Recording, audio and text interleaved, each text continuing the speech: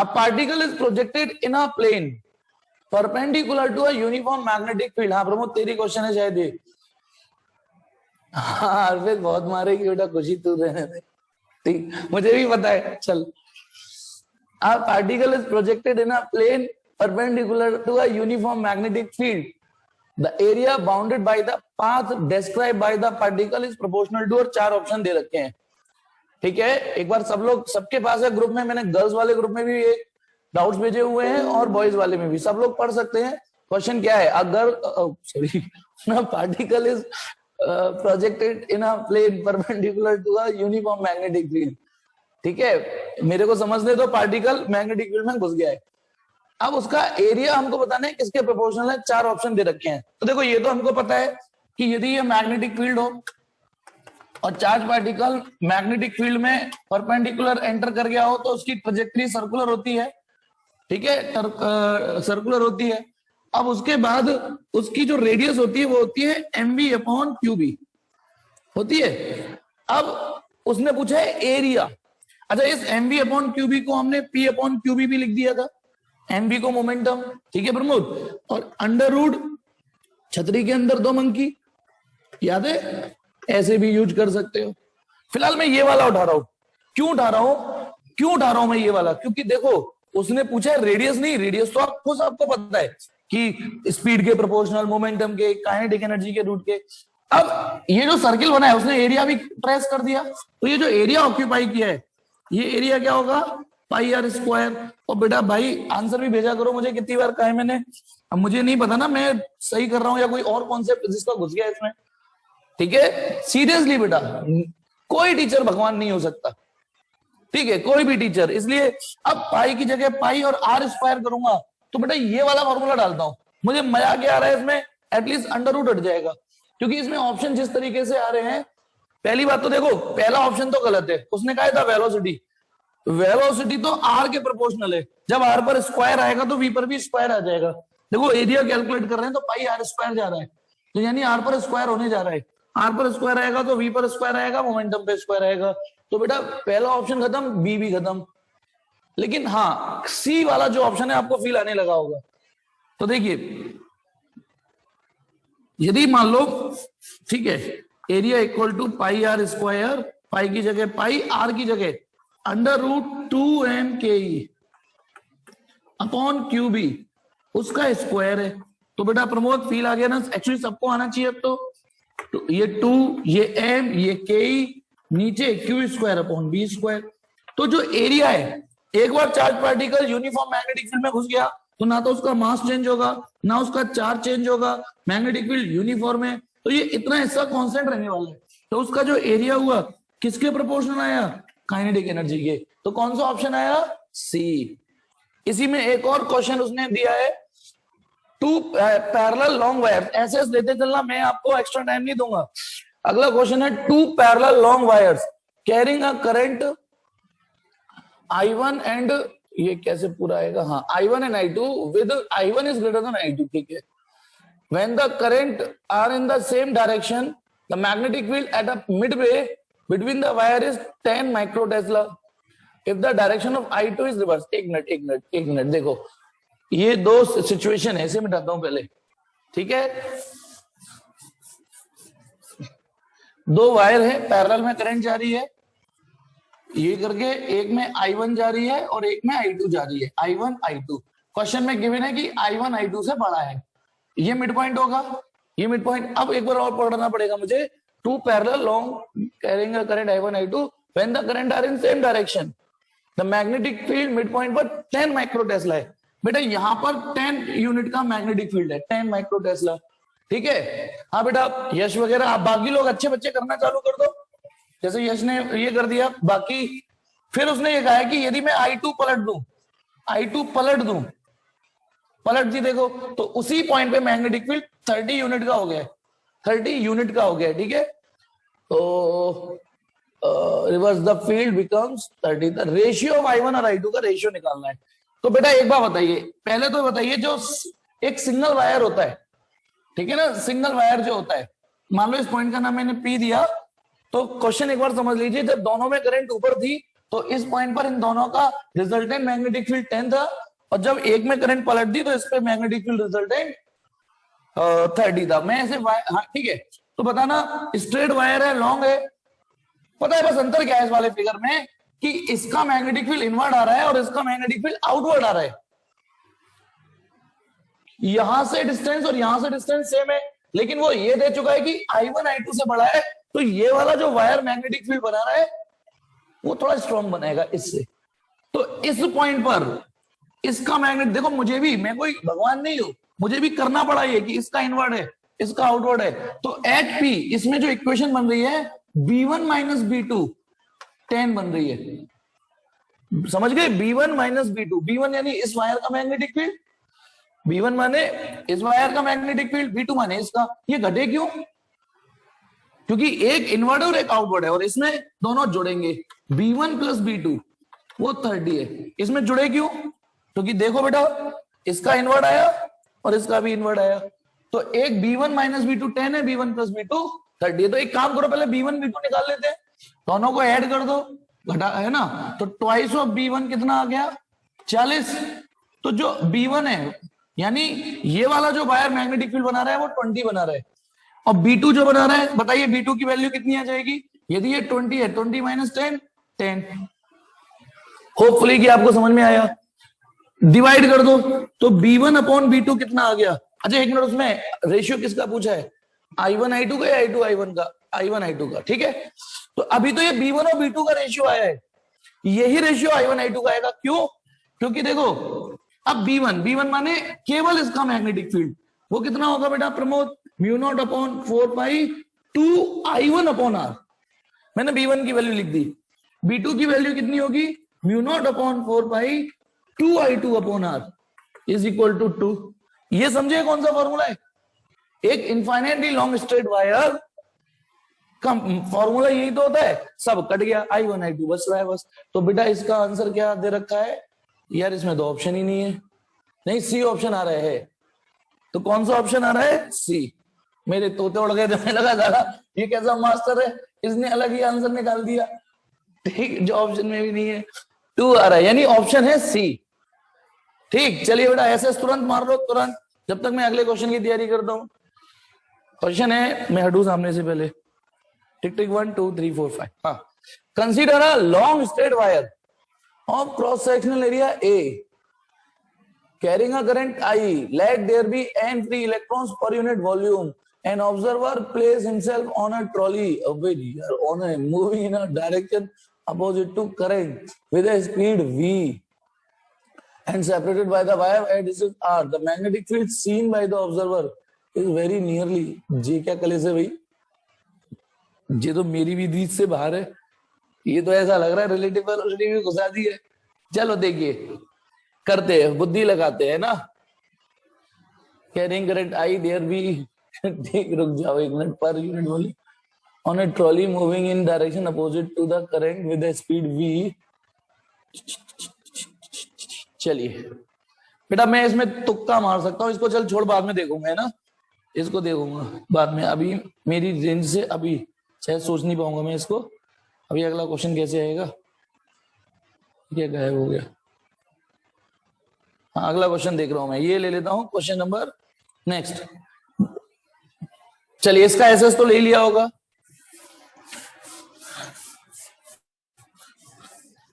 बेटा मैंने अपनी लाइफ में पहली बार पढ़ा है कि हो सकता है बेटा क्वेश्चन जेन्युइन हो। मैंने अभी क्वेश्चन में पहली बार पढ़ा है कि मैग्नेटिक फील्ड में रिलेटिव स्पीड को भी शायद, क्योंकि अब वो बस इस क्वेश्चन में इतना ही ऐड हो गया कि जब वो यूं जा रहा है और वो करंट यूं जा रही है, तो जो ट्रॉली में यूं जा रहा है उसको इलेक्ट्रॉन की रिलेटिव वेलोसिटी दुगनी महसूस हो जाएगी, दुगनी, क्योंकि जिस तरीके का डाटा दिया हुआ है तो उसे दुगनी करंट महसूस होगी फिर, यानी वायर में आई करंट जा रही है तो, और वो यू वी वेलोसिटी से, वही देखो आई बराबर एन ए वी डी होता है, एन ए वी डी, तो इलेक्ट्रॉन इस वेलोसिटी से जा रहे होंगे, ठीक है ना। अब मुझे बेटा एग्जैक्टली कंफर्म होना पड़ेगा, वैसे मुझे लग नहीं ना कोई फर्क पड़ता नहीं होगा इससे, वैसे ठीक है, इससे कोई फर्क, मैं 99% जो मेरा दिल और जो मेरा एक्सपीरियंस कह रहा है इससे मैग्नेटिक फील्ड पे कोई फर्क पड़ेगा नहीं। ये ऑप्शन पता नहीं है, लेकिन फिर भी एक बार मैं गूगल कर लूं, ठीक है, मैं भी गूगल कर लूं क्योंकि बेटा ठीक है। अब है बेटा आंसर नहीं भेजे इसने, इसने आंसर, ये पता नहीं कौन सी बुक के क्वेश्चन है प्रमोद, इसके आंसर भी भेजने हैं ना। चलिए, अब vertical wire carries a current in upward direction, an electron beam sent horizontally towards the wire.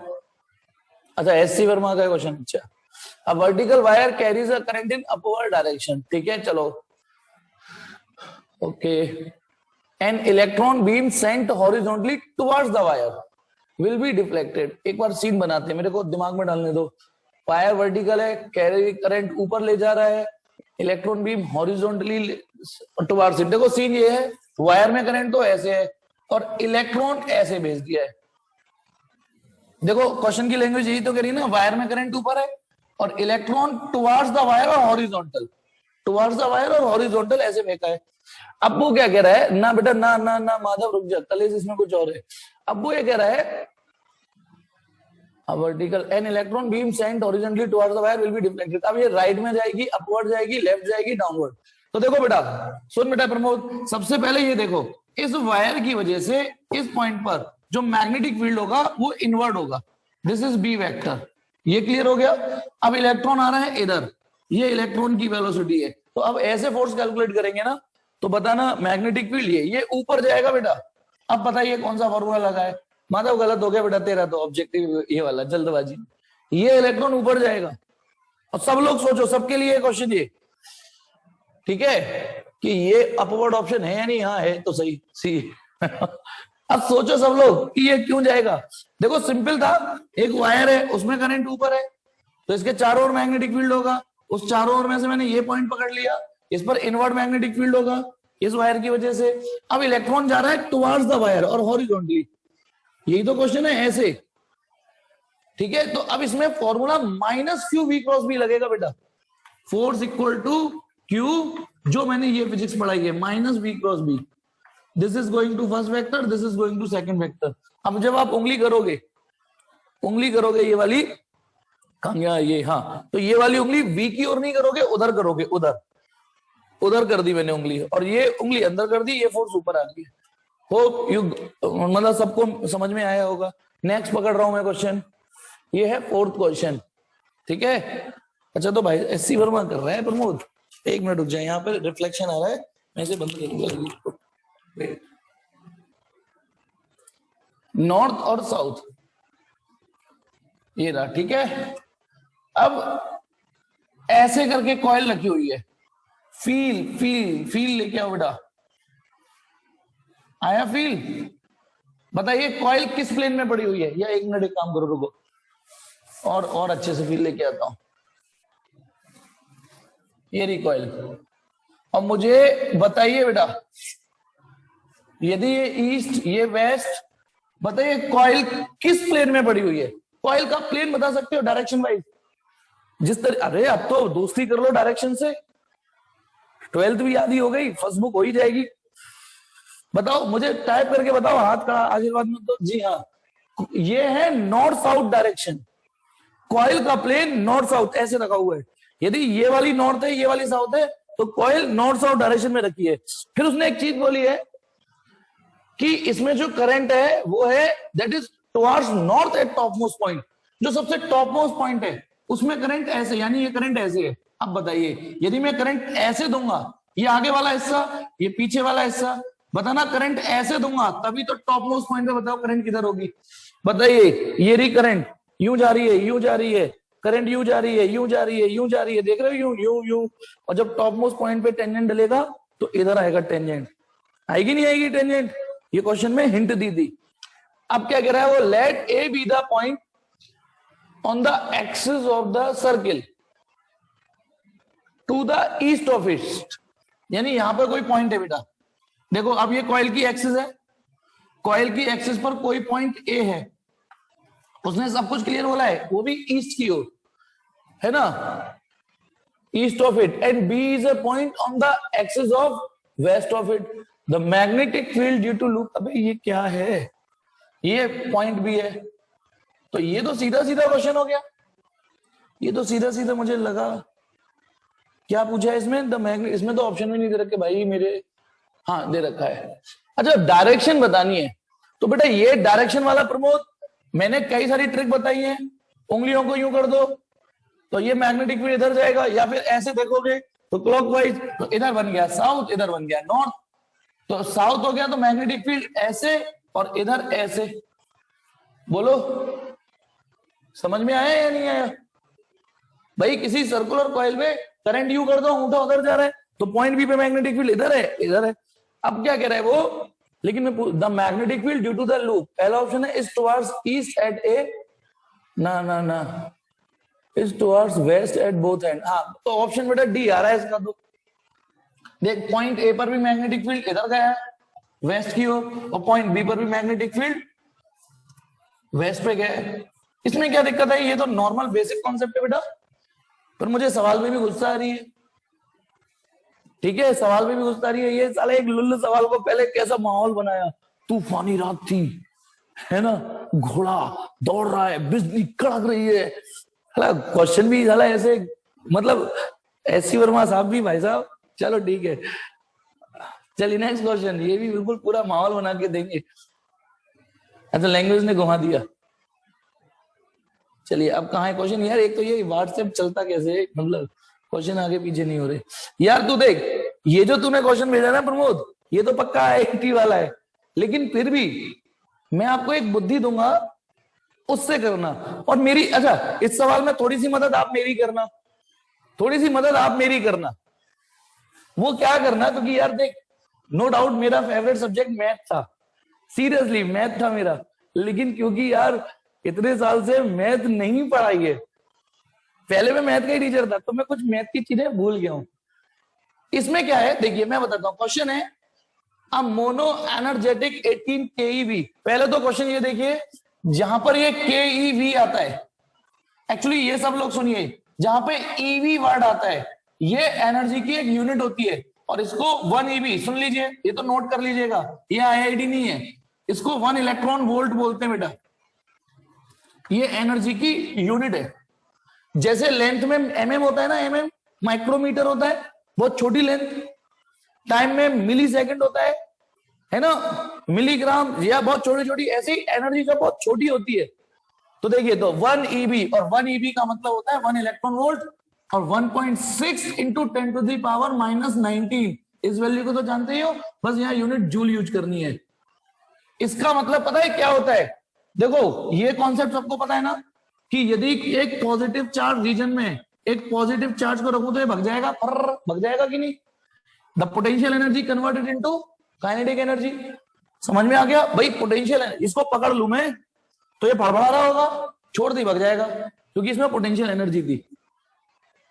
यदि ये नेगेटिव रीजन है तो हम इसकी वजह से नेगेटिव चार्जों को एक्सेलरेट कर सकते हैं, negative negative repel each other. तो जब एक इलेक्ट्रॉन को 1 वोल्ट, इसमें पोटेंशियल एनर्जी का फॉर्मूला होता है क्यूबी, तो जब किसी इलेक्ट्रॉन को 1 वोल्ट से, एक इलेक्ट्रॉन को 1 वोल्ट से एक्सेलरेट करते हैं तो उसे 1 ईबी बोलते हैं।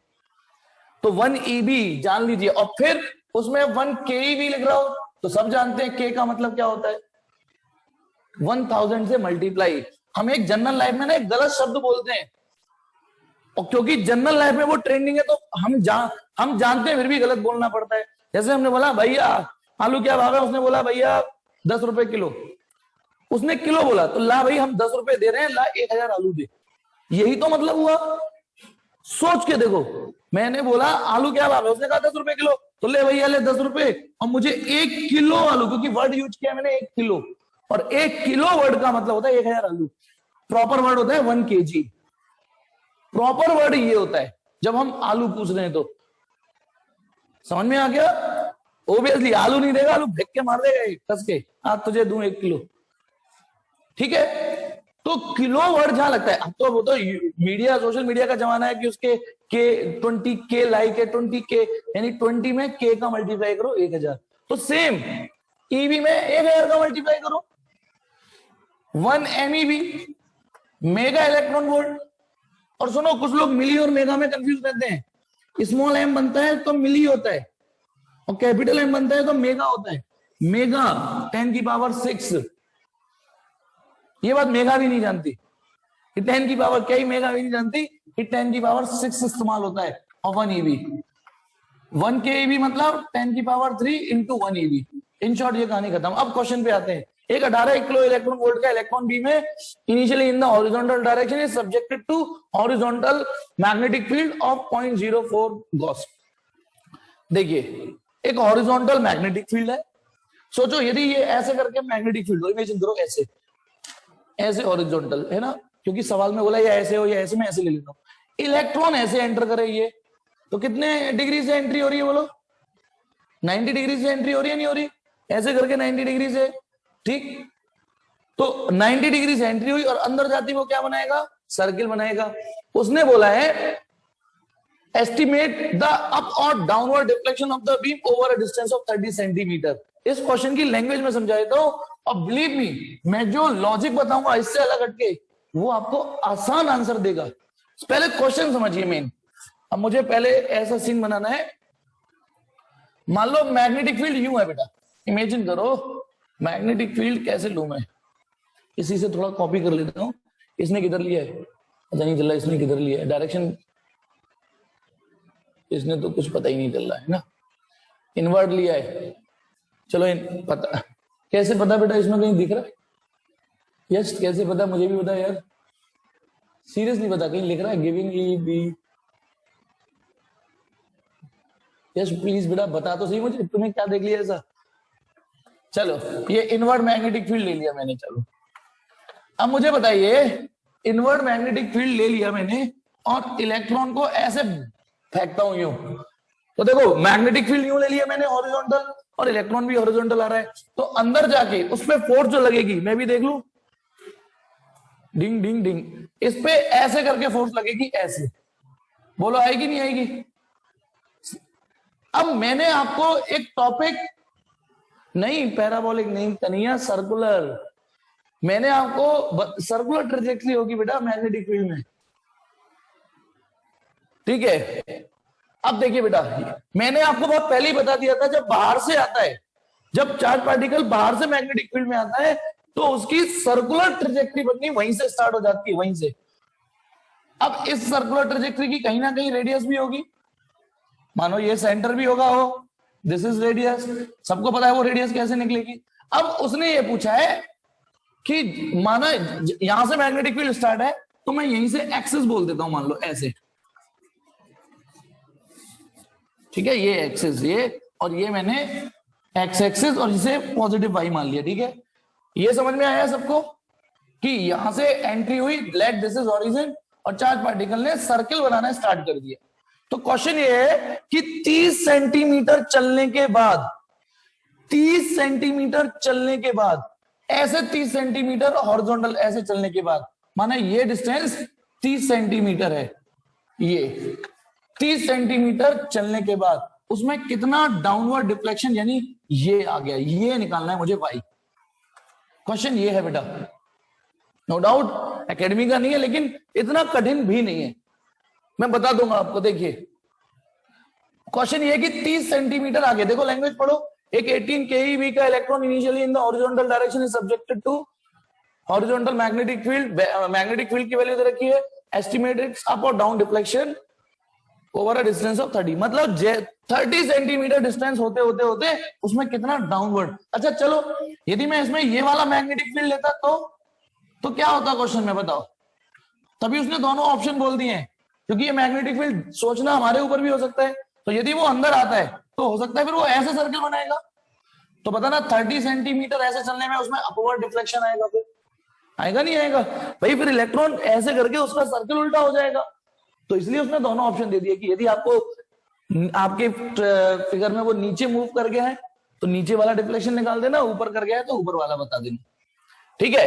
तो चलिए बेटा हम सबको वाई बताना है, और बस इसकी जो रेडियस है सुनो, let this will be the R, ये रेडियस क्या होगी इसकी, √2m/ke अपॉन क्यूबी। अब मैंने इसी फॉर्मूले पे दिल क्यों आया, इस फॉर्मूले पे दिल इसलिए आया क्योंकि इसमें काइनेटिक एनर्जी दे रखी है 18 keV, चार्ज दे रखा है कि वो इलेक्ट्रॉन है, मैग्नेटिक फील्ड दे रखा है कि किस मैग्नेटिक फील्ड में आ रहा है, मास दे रखा है, तो रेडियस कैलकुलेट हो जाएगी इसमें। अब देखिए बहुत सिंपल सवाल है जो इसको कठिन बना दिया गया है। बस मैं थोड़ी सी एक चीज भूल गया हूं, उसमें मेरी मदद करना, अच्छे बच्चों से चाहूंगा। देखिए मान लो ये ऐसे करके, सपोज करो ऐसे करके सर्किल होता, इमेजिन करो, इमेजिन करो ये सर्किल बनता, बाई चांस ये सर्किल बनता, ठीक है। रुको रुको रुको, तेरा आंसर भी आ गया, आई डोंट नो ये आंसर ठीक है कि नहीं, चलिए। लेकिन मुझे बच्चों को ये भी तो बताना है ना कैसे हुआ, बताना। यदि मुझे इस, अब बताइए इस पॉइंट का मुझे ओरिजिन ये है, इस पॉइंट का x, y कोऑर्डिनेट, इस पॉइंट का x मुझे पता है 30, केवल y तो बताना है मुझे, है या नहीं बोलो, जल्दी बताओ मुझे, इसका x 30 y तो बताना है। तो मुझे बताओ जब ये सर्किल है तो सर्किल की इक्वेशन लगा दो, खत्म। अब ये जो सर्किल होते हैं, ये वाले जो सर्किल होते हैं, इसकी तो standard equation x square plus y square equal to R square होती है, बोलो। यदि एक्स पता हो और आर पता हो तो वाई फर्र से निकल जाएगा। अब मैं जो थोड़ा सा भूल गया हूं, इस सर्किल और इस सर्किल में क्या है, इस सर्किल को थोड़ा नीचे शिफ्ट करो, नीचे शिफ्ट करो, ओरिजिन शिफ्ट हो गया है बेटा। बस इस सर्किल का ओरिजिन तो 0 0 पर है, इस सर्किल का जो ओरिजिन है, ठीक है, इस सर्किल का ओरिजिन, जैसे आप इसे मानोगे ना, ये सर्किल का सेंटर, सेंटर ये। अब आपको क्या करना है, ये मान लो इसका नाम एम दे दिया, ओ एम निकाल लो कैसे भी, ओ एम, इस सर्किल का जो सेंटर है ना ओ आर। तो बेटा मैं ये भूल गया हूं, जिस सर्किल का भाई ये डिस्टेंस नो डाउट आर होगी, ये भी आर होगी ना। आप ये बताइए ये भी तो आर होगी, और आर आप ऐसे निकाल दोगे। मैं आपको इजी तरीका बता रहा हूं प्रमोद, इससे आसान तरीका है। बताइए इस सर्किल का सेंटर क्या होगा, इस सर्किल का सेंटर होगा 0, आर। तो इस सर्किल की इक्वेशन में मैं भूल गया हूं कहां एडजस्टमेंट करते हैं, y माइनस आर होगा या y प्लस आर होगा, ये मैं भूल गया हूं। x में तो कोई चेंज है नहीं, ये शायद ऐसे हो जाता है ना, एक मिनट में बताता हूं, ध्यान रखना मैंने इसे पॉजिटिव y माना है, पॉजिटिव y ही माना है नीचे, मैं कोशिश करता हूं, मैं भूल गया यार, कोशिश नहीं हो रही। आप बताओ, आप तो एक्सपर्ट हो गए, शायद y माइनस आर का स्क्वायर ऐसे करके बन जाती है, ओरिजिन शिफ्ट जो करते हैं, 11 में पढ़ा होगा ना, पढ़ा है नहीं, y minus R origin shift हो गया। माधव तो यही कह रहा है, प्रमोद समझ में आ रहा है मैं कौन सी मैथ बताता हूं, कौन सी मैथ बता रहा हूं, है ना ये। उसके बाद यही ना, यानी सही हूं मैं, क्योंकि कई बच्चे हाँ बोल रहे हैं। तो अब सुनो, यानी इस सर्किल की इक्वेशन ये होगी, हो गया सवाल, बता हो गया या नहीं हो गया। अब तुमको ये वाला एक्स कोऑर्डिनेट पता है, वाई निकाल देना इसमें। अब प्रमोद पर बायो है, ओहो प्रमोद पर बायो है, तो बेटा अब बेटा इसमें मेरे को इससे अच्छा तरीका और समझ में नहीं आ रहा ना, मुझे इसका तरीका समझ में आ रहा, मैंने कोशिश भी नहीं की। सॉल्यूशन जरूर इसमें है सॉल्यूशन, लेकिन बिलीव मी मैथ वालों को इससे, रिकॉर्डिंग रुक जाओ। क्वेश्चन ये है कि दो वायर है एक जैसी लेंथ के, इस वायर का स्क्वायर बना दिया है और इस वायर का सर्किल बना दिया है, मतलब पैरामीटर दोनों का सेम है ना। इस स्क्वायर को मैग्नेटिक फील्ड में डाल दिया, इसको भी मैग्नेटिक फील्ड में डाल दिया, एक जैसे मैग्नेटिक फील्ड में डाल दिया, एक जैसी करंट एक्टिवेट कर दी, तो कौन ज्यादा टॉर्क महसूस करेगा। हाँ बेटा अर्पित बिल्कुल ठीक। देखिए इसका आंसर ये है, बताइए टॉर्क का फॉर्मूला क्या होता है, NIAB cos ऑफ थीटा, या आप साइन के फैन हो साइन लगा देना। तो गौर से देखो सब कुछ सेम है ना, नंबर ऑफ टर्न्स चलो भले ही एक ही है तो दोनों में एक ही होगा, है ना, एक लिख देता हूं 1, एन हटा दिया 1 यूज करके, करंट एक जैसी, same magnetic field, same angle, तो टॉर्क कहीं ना कहीं एरिया के प्रोपोर्शनल तो है ना। तो आपको एक बात बता दूं, इन दोनों का पैरामीटर सेम है, एरिया सेम नहीं है इन दोनों का, एरिया इसका ज्यादा होगा।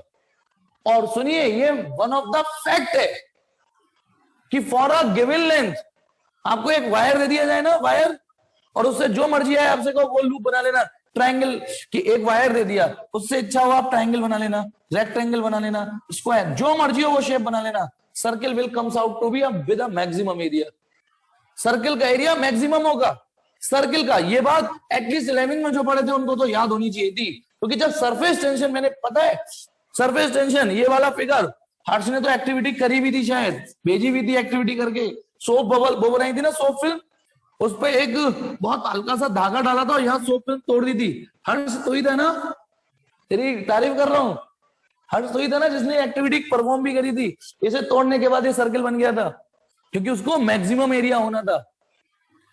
हर्ष है ही नहीं शायद, ठीक है। वो उन प्राणियों में से एक है हर्ष, जिसने 6 में से 15.25 मिनट में उसको चैन भर की नींद आ जाएगी। क्या ही बच्चे थे जो चुल्ल कर रहे थे, नहीं 6 से 6.25 कर दो।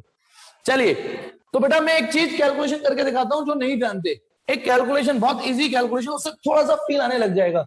बेटा एक वायर है, 100 या 44 सेंटीमीटर लेंथ है इसकी। कितनी? 44 सेंटीमीटर। बताइए यदि मैं इसको स्क्वायर बनाऊं और इसको सर्किल बनाऊं, तो बताइए स्क्वायर बना दिया तो इसकी साइड 11-11 सेंटीमीटर हो जाएगी। सोचो, यदि मैं इस 44 सेंटीमीटर के वायर को स्क्वायर बना दूंगा तो इसकी सारी लेंथ 11-11 हो जाएगी, और इस 44 सेंटीमीटर के वायर को यदि सर्किल बना दूंगा तो इसकी रेडियस क्या हो जाएगी बताओ? 2 pi r equal to 44। 2 pi r equal to 44, तो बेटा 22/7 आर इक्वल टू 7 सेंटीमीटर रहेगा। इसमें साइड आएगी 11 सेंटीमीटर। समझिए बेटा मैं क्या कह गया, एक वायर जो 44 सेंटीमीटर का है, स्क्वायर बनाओगे तो साइड 11 सेंटीमीटर की बनेगी, सर्किल बनाओगे तो रेडियस 7। अब एरिया निकाल लो इसका एरिया निकालोगे तो साइड का स्क्वायर 121 सेंटीमीटर स्क्वायर आ रहा है एरिया, साइड का स्क्वायर, एरिया ऐसे तो निकलेगा, तो साइड यानी 11 का स्क्वायर 121 सेंटीमीटर स्क्वायर। अब इसका एरिया निकालना, पाई आर स्क्वायर, पाई 22/7 और रेडियस 7 इंटू 7, कट गया 154 आ रहा है बेटा। सोचो, जादू नहीं हुआ, जादू लग रहा होगा कईयों को, बावजूद इसके कि दोनों का पैरामीटर सेम था, लेकिन एरिया तो अलग अलग घेरा। और गौर से देखो किसने एरिया ज्यादा घेरा, सर्किल। तो for a given length circle has maximum area. तो अब आप बताओ कॉन्फिडेंटली, बताइए कॉन्फिडेंसली, हाँ अभी एसएस ले लेना एसएस इसका, ठीक है। यहां सेंटेंस ये कि लिख भी लेना, फॉर अ गिवन लेंथ, मैं लिख देता हूं sentence, for a given length. Given length का मतलब लेंथ एडजस्ट, ये नहीं कि तुम इसके लिए 44 यूज कर रहे हो और इसके लिए 100 यूज कर रहे हो लेंथ, फिर तो इसका एरिया बढ़ जाएगा। फिर for a given length circle has maximum area. और सुनिए, जो मैथ के स्टूडेंट हैं वो प्रूफ करके देखना, मैक्सिमम मिनिमा से सर्किल है ना। फॉर अ गिवन लेंथ यानी P is constant, for a given length when will be the area, मतलब for which shape area is maximum, area को मैक्सिमम मिनिमा निकालना। देखता हूं नहीं, अब आ जाओ। हाँ तो अब बताइए कॉन्फिडेंटली आंसर, बताइए कौन ज्यादा टॉर्क महसूस करेगा? ये अब तो रीजन है कि करंट एक जैसी हो गई, ठीक है, बी एक जैसा हो गया, कॉस थीटा चलो मैक्सिमम रख लोगे, लेकिन ठीक है ना। और बोलो बेटा शीट एनसीईआरटी, जल्दी बोलो। चीज इसमें ऐड कर रहा हूं, डाया पैरा फेरो की ये प्रॉपर्टी याद कर लीजिए। और कॉपर बिस्मथ डाया होते हैं और आयरन के और फेरो और पैरा में आते हैं। अब सुनो, क्वेश्चन ये है कि जैसे ये कोई सॉलिनॉइड है, अगले चैप्टर में भी मदद करेगा। बताइए इसके अंदर मैग्नेटिक फील्ड क्या होगा? B equal to mu naught small n I. यदि मैं स्मॉल एन यूज करता हूं तो this means number of turns per unit length. और यदि मैंने इसमें कोई स्पेसिमेन डाल दिया, कोई भी स्पीशीज डाल दी, सुनना, और फिर इसके अंदर डाल दी, बेटा क्या इसमें और इसमें क्या अंतर है? इन दोनों की कोर में अंतर है। इसकी कोर प्योर एयर है और इसकी कोर में कोई मेटेरियल है, तो यहां फॉर्मूला क्या लगेगा? म्यू एन आई, वही लगेगा क्या? नहीं, तो एक काम करता हूं, यहाँ म्यू नॉट और यहाँ बी नॉट, क्योंकि वहां अंदर एयर थी तो म्यू नॉट आएगा। अब दोनों में अंतर आ गया ना, तो क्वेश्चन क्या होता है, अब ये आपको पता होना चाहिए। बताइए इसके डालने के बाद इसके अंदर मैग्नेटिक फील्ड बढ़ जाएगा या घट जाएगा? इसके अंदर मैग्नेटिक फील्ड बढ़ जाएगा या घट जाएगा? पहले तो एक चीज रट लो कि देखो इसके अंदर मैग्नेटिक फील्ड होता ही होता है, ठीक है। यदि मैं इसमें आई हेट यू डालूंगा तो घट जाएगा, और आई लव यू डालूंगा तो बढ़ जाएगा, और I love you very much डालूंगा तो और बढ़ जाएगा। पहले तो ऐसे ही रट लीजिए ऐसे ही, यानी पैरा और फेरो डालेंगे तो वो और प्यार मोहब्बत करेंगे मैग्नेटिक फील्ड को, और स्ट्रॉन्ग कर देंगे। नहीं तो गैल्वेनोमीटर वाली फिजिक्स याद रखना, गैल्वेनोमीटर में खूब स्ट्रॉन्ग मैग्नेट यूज करी थी, उसके बावजूद भी आयरन डाल के हमने उस मैग्नेटिक फील्ड को और मैक्सिमाइज कर दिया, आयरन डाल के। ठीक है ना। लेकिन मैं इसको टेक्निकली भी आंसर दे रहा हूं, सुनिए। वैसे रख लीजिए, जब भी आप इसके अंदर पैरा और फेरो डालोगे तो और मैग्नेटिक फील्ड स्ट्रॉन्ग हो जाएगा, और यदि डाया डाल दिया तो वीक हो जाएगा। Let me prove. डिवाइड करिए, बी अपॉन बी नॉट करिए। बी माने इसके अंदर का मैग्नेटिक फील्ड, बी नॉट माने इसके अंदर का magnetic field. B upon B naught करिए तो म्यू अपॉन म्यू नॉट आएगा, यानी म्यू आर आएगा। यानी बी अपॉन बी नॉट कितना आ रहा है, म्यू आर। अब ये डिपेंड करेगा म्यू आर की वैल्यू की मटेरियल कौन सा डाला है। अब उसमें क्वेश्चन बेटा टोरॉइड है, बस एक तो सोलेनोइड की जगह टोरॉइड है, उससे कोई फर्क नहीं पड़ रहा। उसमें हरेंद्र क्या डाला है, बिस्मथ। बिस्मथ बोला है ना, तो अब आपको पता होना चाहिए बिस्मथ क्या है, डाया।